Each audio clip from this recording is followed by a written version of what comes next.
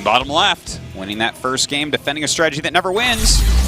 G-Nail Green Wings True, Pangtesu. I'm going to say it enough that somebody's going to dig out a VOD from the last year of top level play where someone wins with it. I can't wait. So this is making people angry. So the top right cross spawns here in the red. SK Telecom T1su, Oyunsu. Spoiler alert on that vision. All right. Yeah, I mean, what if True takes first place here? You know how that's going to make Ragnarok and Trap feel? Because I think everyone probably came into this group thinking they were battling for second, right? Yeah. If Su loses right off in this winter match, it's like, uh-oh. Doesn't matter if you win your next match. He already showed that against Ragnarok he seems completely superior, and it's hard for me to believe that Trap can kill him when this guy should have beaten Zest and like has just had so many amazing ZVPs recently.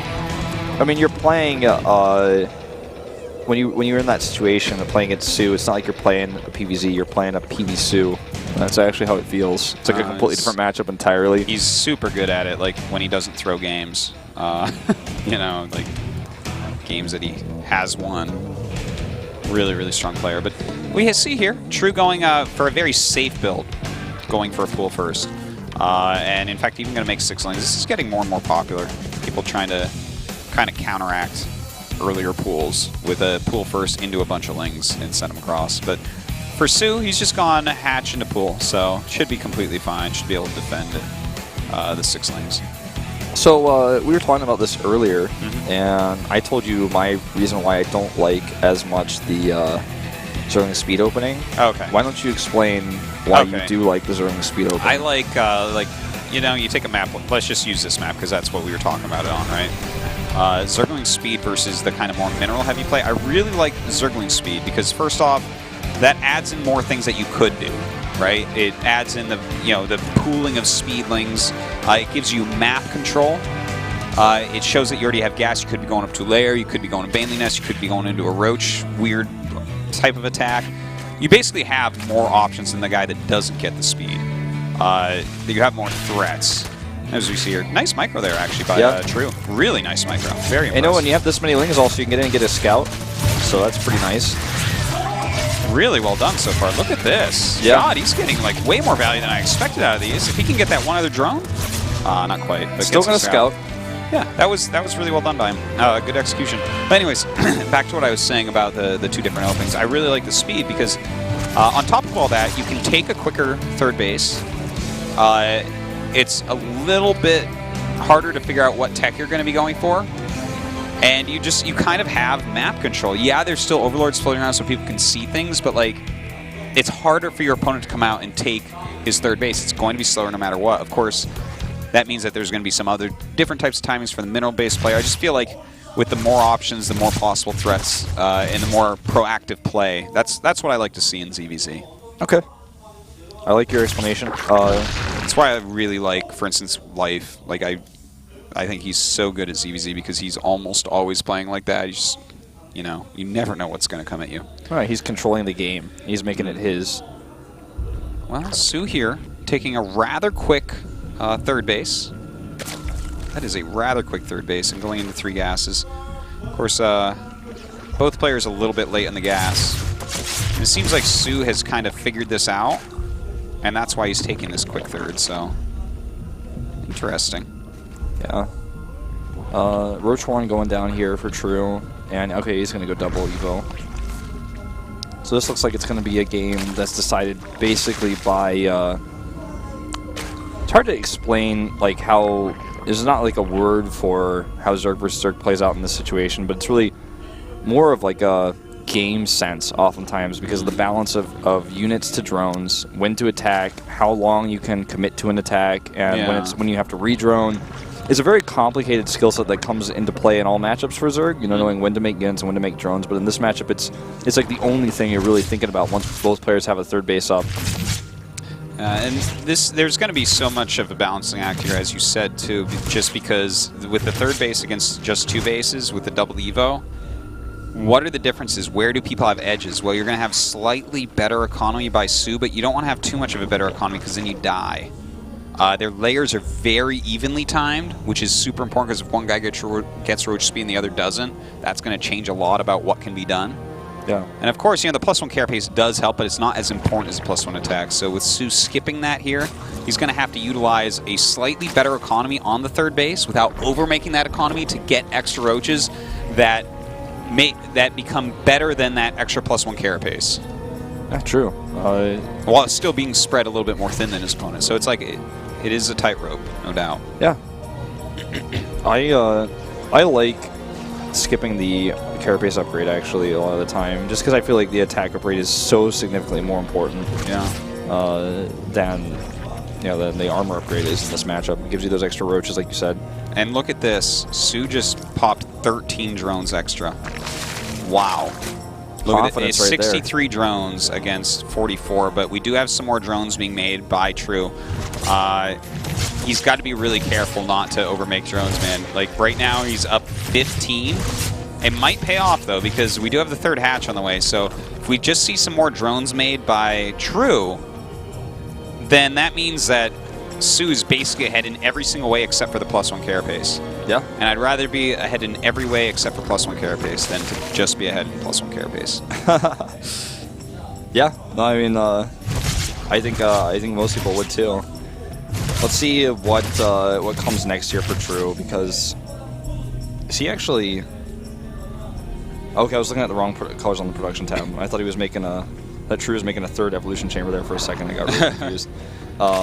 We actually have a macro hatch coming up for Su, which is really cool. That's like something great to do when you're ahead in an economy like this and you have it for so long, because then you can really power out those units and make up for the extra economy you've had. By the way, for a really long time here now. I mean, you're getting 300 minerals per minute more than your opponent for more than 2-3 minutes. You're starting to mine a lot more resources, and that really starts to come into play. I mean, the longer you have that advantage, the better and better things get for you. Then you have this extra macro hatch of a larva that allows you to spend that extra money that you have. And so it's hard for your opponent to actually hit some sort of aggressive timing that lines up anymore, because you've had this economy advantage for so long. He still has it right now. And this is just confidence here in game sense out of Su, knowing exactly how greedy he can get. Totally. And it's paid off like really well. He's done this so nicely, because he actually got up to 64 drones much quicker than you would expect in a situation like this. Whereas we have True just continue to build roaches. You see the supply really shooting up for Su. So True has to actually stay on the defense here. I think his only real chance is waiting for his 2-2 to finish, which just got gooped, by the way, really smart. But he needs his 2-2 to finish and for both of them to max out, because then he'll have 10 more army supply, that's 5 more roaches, and 1 additional upgrade. And that will, again, give him the lead in a certain powerful way. But as of right this moment, Su is looking really, really nice. Whoever maxes out first starts building a bank first, and that's already happened for Su right now. So for him, he just has the better army, and he's going to try to use it. Yeah. He's got to be careful, though. There is 1 more upgrade, and for army supply, they're dead even. Actually, yeah, you're right. And the thing is, 2-2 is going to finish here for True. And then he's going to be up by 2 upgrades, which is significant. Also has a defender's rally advantage. Yeah. And Su sees this, and he's like, nope. Yeah, Su can't actually do anything here. And actually fight here, trying to get his better concave. And this is actually going to be a painful engagement for him. Yeah, I would say so. We're closer to True's base. Like, Su actually has to get out of there. I think he needs to turn around right now. Yeah, I think he actually turned around a little bit late, to be honest.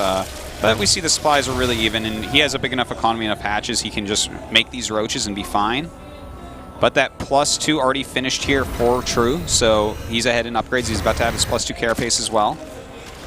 Yeah, and I think Su needs to find some other way to do this. He needs to try to, I don't know, I'd almost even say like spine up with a few of his extra minerals and try to tech or something, like to infestors. I think his plan here is going to be the burrow movement, like try to do some harassment, get a few roaches all over the place, make True get either out of position or send too many roaches to defend, or maybe lose enough drones that Su's macro pays off.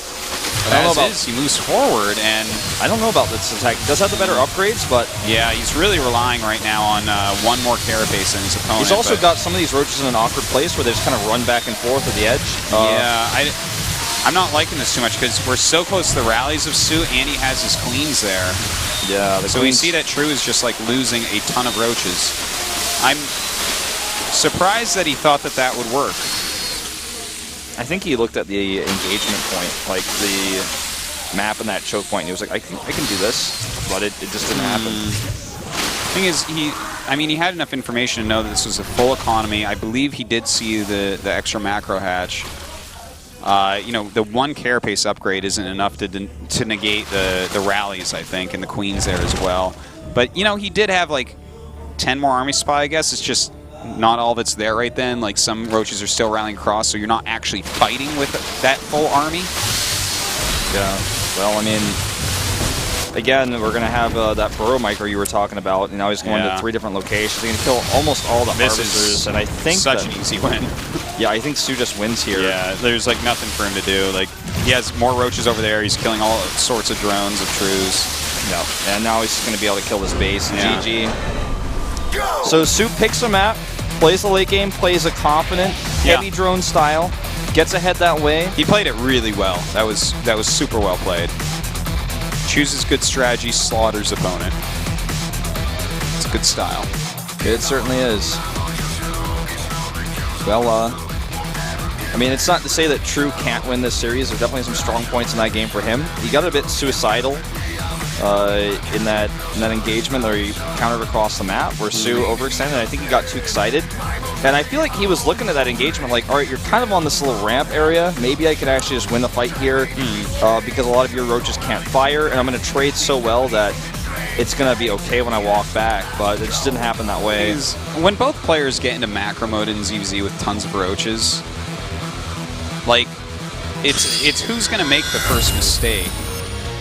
Because it's so hard to kill each other. You have to actually commit to a really bad battle to lose. Because you can commit to a battle for like a few seconds and then just run away and everything's just kind of fine. But like, True wasn't going to lose if he didn't commit there. And it's not like he was going to win, but he wasn't going to lose. It wasn't like Su was going to win in the next 5 minutes. It wasn't going to happen, right? So that's why Su was getting burrow movement, so that he could actually force mistakes out of True. Instead, True gave him a mistake, which obviously always going to be a mistake to do.